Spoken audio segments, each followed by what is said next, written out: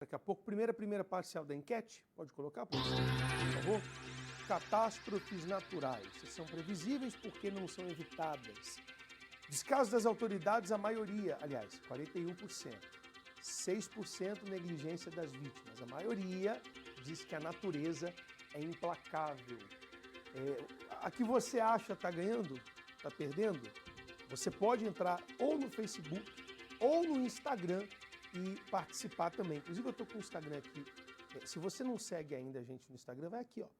Fala que eu discuto ponto oficial, para você estar sempre ligado nos temas abordados aqui no programa. O Bruno voltou? Voltou? Bruno? Boa noite. Boa noite. Agora a gente consegue falar.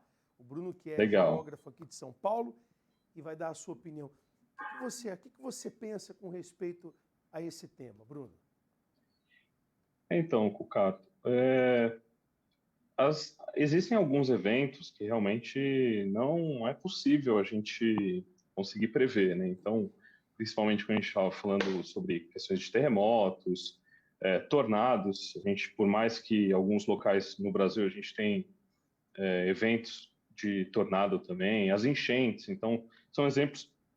Mas essas catástrofes, existem vários estudos que podem ser feitos para a gente atenuar, né? Diminuir um pouco esse risco e assim a gente não ter grandes problemas, né? Porém, a natureza realmente é implacável em alguns aspectos.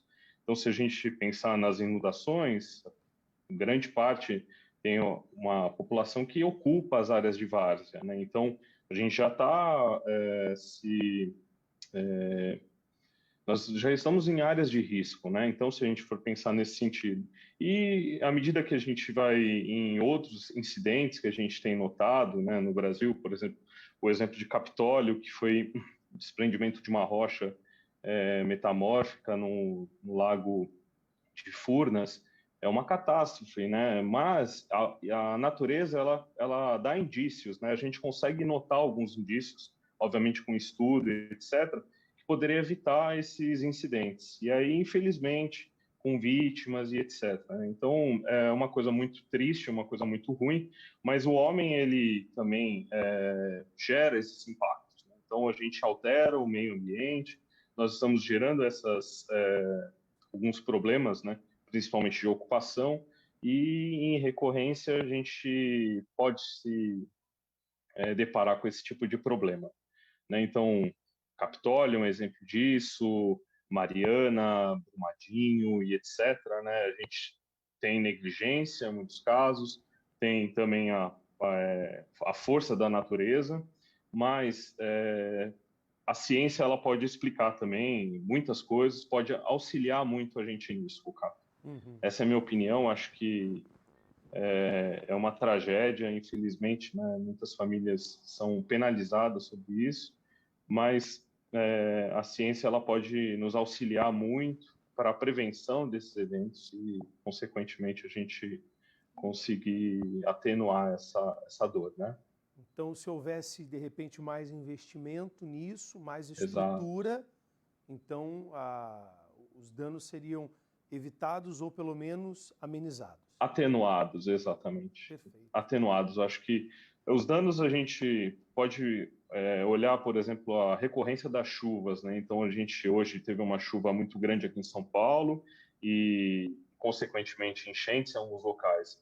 Mas nós alteramos o curso do rio, nós alteramos o regime de escoamento superficial, a gente alterou o uso do solo, então a gente está criando impacto, né? Então a gente tem que, de alguma forma, tentar atenuar isso. Nós estamos nas áreas de risco, mas o nosso papel como profissionais dessa área é justamente atenuar e diminuir esse impacto e não mais tentar, de alguma forma, que isso não gere perdas de vidas, né? Infelizmente, é o que acontece, né? A gente vai fazer, desculpe, 2 anos de Brumadinho, nós vamos fazer essa recorrência de chuvas que tem acontecido, então essa é a minha opinião. Perfeito, Bruno.